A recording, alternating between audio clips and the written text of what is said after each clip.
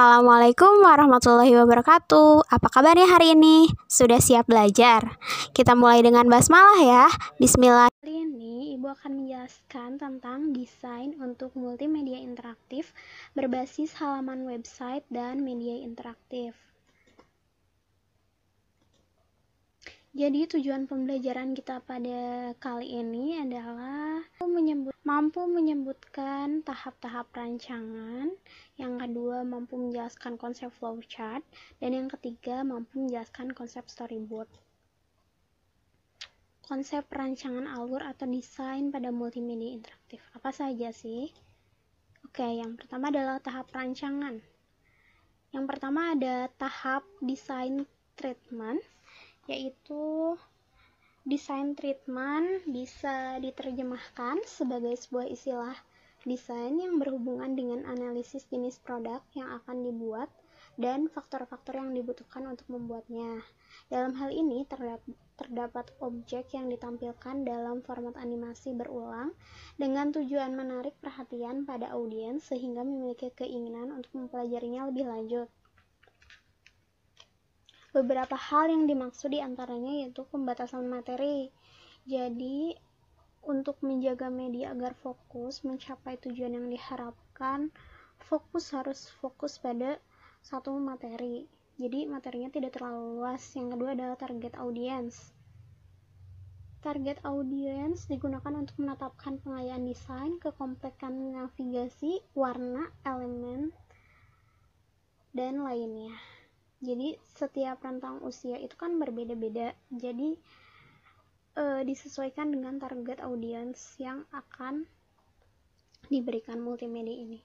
Kemudian ada yang ketiga adalah fitur yang ditampilkan, berhubungan dengan tampilan media, dan yang hanya sebatas materi yang dilengkapi dengan tayangan simulasi, konsep evaluasi dalam bentuk kuis, penyimpanan data evaluasi, dan lain-lain. Dan yang keempat adalah keberadaan media. Misalnya, faktor-faktor yang membedakan media yang akan dibuat dengan media yang sudah dibuat sebelumnya. Dan yang terakhir adalah waktu yang digunakan. Salah satu pendukung dalam mewujudkan media warna dan elemen beserta aplikasi yang akan digunakan untuk mewujudkannya berhubungan dengan waktu, baik waktu tayang maupun waktu dalam pembuatannya. Jadi dipertimbangkan kalau buat multimedia interaktif tuh jangan terlalu lama.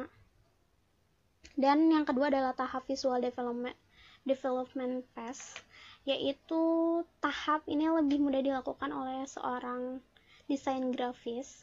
Tapi kan kalian juga belajar grafis ya, dasar desain grafis, karena ini adalah membuat aset,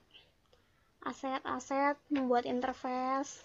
Jadi kita harus memperhatikan kalau ngambil gambar dari internet, kita harus memperhatikan lisensi gambar, ukuran gambar, variasi tipe grafis, dan kalau bersumber secara online tuh sangat hati-hati. Kecuali kalau kita bikin sendiri, lebih baik kita bikin sendiri.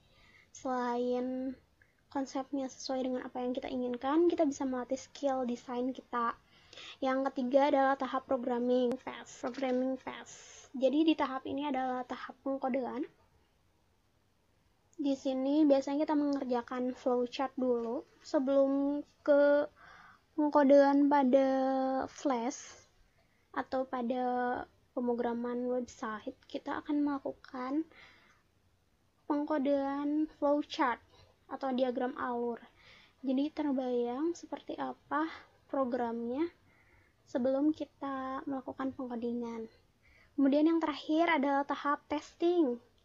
Kita tes apakah sudah sesuai atau tidak, dan dengan adanya masukan dapat diperbaiki ulang dengan tujuan memperoleh hasil akhir yang benar-benar siap untuk dipublikasikan. Ini pernah kita sebetulnya ini pernah kita bahas di materi yang sebelumnya.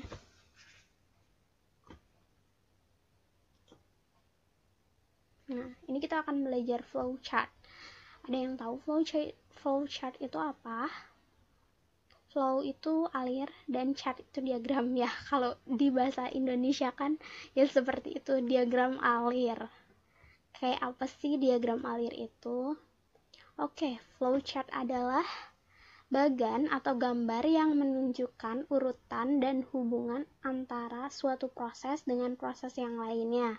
Flowchart biasanya digambarkan dengan macam-macam simbol yang setiap jangan flowchart. Jadi, flowchart itu tidak bisa kita buat secara sembarangan seinginnya kita, tapi sudah ada aturan yang berlaku untuk membuat flowchart atau diagram alir ini.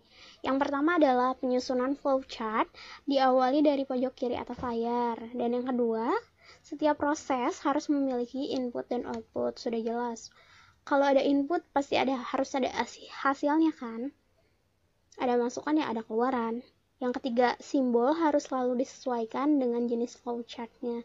Nanti kita akan bahas bagaimana bentuk dari simbol flowchart, namanya, dan fungsinya. Yang keempat, bila ada garis alur yang berpotongan, gunakanlah simbol koneksi guna menghindari kekusutan. Dan yang kelima adalah setiap simbol harus diberikan deskripsi agar lebih jelas. Nah, ini adalah simbol-simbol dari diagram alir atau flowchart. Ini adalah simbol terminal untuk start dan end. Jadi diawali, kalau membuat flowchart pasti diawali dengan terminal ini. Yang kedua, input. Ini adalah input atau output. Dia bisa membaca. Yang ketiga adalah proses. Kemudian ini adalah pilihan. Misalkan jika iya, dia masuk ke halaman mana, dan jika tidak, dia masuk ke halaman mana. Ini adalah decision atau pilihan. Ini adalah display untuk menampilkan. Ini adalah alur prosesnya. Pasti dia dari setiap simbol ini dia harus pakai alur proses dong. Kemudian ini adalah lingkaran titik sambungan pada halaman yang sama. Jadi ketika si flowchartnya programnya masih panjang tapi halamannya sudah tidak cukup, kita bisa pindah halaman dengan titik akhirnya kita pakai simbol lingkaran ini. Kemudian ada titik konektor yang berada pada halaman lain, nanti disambungkan dengan ini pada halaman lainnya. Ini call atau memanggil subprogram, ini dokumen, ini storage data, ini preparation karena kita akan membuat media pembelajaran interaktif, jadi tidak semua flowchart ini kita pakai karena ini cukup kompleks. Seperti itu. Nah, ini struktur navigasi. Tadi kita juga pernah bahas struktur navigasi ini ada banyak macamnya dan sangat penting untuk dipilih untuk target audiens dan interface-nya. Jadi menentukan. Yang pertama adalah ada struktur linear. Struktur ini adalah yang paling sederhana dalam mendesain aliran aplikasi multimedia. Jadi cuma ada next dan back. Jadi prosesnya seperti ini dari halaman awal, ini halaman, misalkan halaman pertama dan ini halaman kedua. Jadi dia cuman bisa back, kembali, dan selanjutnya kembali dan selanjutnya seperti itu. Kebayangkan? Yang kedua adalah struktur non-linear. Struktur non-linear berarti tidak berurutan. Struktur ini adalah pengembangan dari struktur linear. Jadi struktur ini memungkinkan untuk menampilkan halaman yang bercabang, tapi di setiap percabangannya memiliki tampilan kedudukan yang sama. Jadi dia bebas mau kemana aja. Lihat ini contohnya, ini adalah halaman. Jadi garisnya kemana saja. Dia bisa kemana saja, bebas. Kemudian ada struktur hierarki, namanya juga hierarki. Hierarki itu adalah bercabang atau bisa didefinisikan sebagai pohon atau tangga. Memiliki percabangan dalam menampilkan informasi berdasarkan kriteria tertentu. Jadi perbedaan paling signifikan dengan struktur linear adalah struktur ini dapat memuat 2 atau lebih halaman setelah halaman utama. Halaman utama disebut parents dan halaman cabang disebut child. Struktur hierarki diadaptasi dari top-down design, namanya top-down dari atas ke bawah. Jadi ini adalah halaman utamanya atau halaman parentsnya, kemudian dia ke bawah ke halaman halaman anak. Kita sebut halaman anak saja. Jadi dia linear, lurus sebanding, tapi dia ke bawah gitu beranak-pinak. Jadi kita bisa mengakses halaman ini kalau kita sudah mengakses halaman ini, seperti itu. Kemudian ada struktur komposit. Jadi struktur komposit ini katanya diklaim sebagai paling kompleks karena menggabungkan ketiga unsur sebelumnya, yaitu linear, non-linear, dan hierarki. Ini menjadi lebih rumit dalam pembuatannya, tapi mampu memberikan keterkaitan informasi yang lebih baik. Nah, ini kan jadi kayak hierarki ya, kita bisa lihat ini parent, ini child, tapi dia bisa dari atas ke bawah, dari bawah ke atas. Nih, seperti ini. Kayak linear ya, jadi dia bisa dua arah gitu. Terus dia bisa seperti ini. Jadi cukup kompleks untuk struktur komposit ini. Kemudian ada struktur jaringan spoke and hub. Untuk membuat struktur hub, jadi spoke and hub ini adalah hubnya tuh dinyatakan dengan halaman utama yang mempunyai hubungan dengan setiap node. Setiap node dapat berhubungan kembali ke halaman utama. Pada model ini hanya terdapat dua macam link, yaitu halaman utama dan halaman tertentu.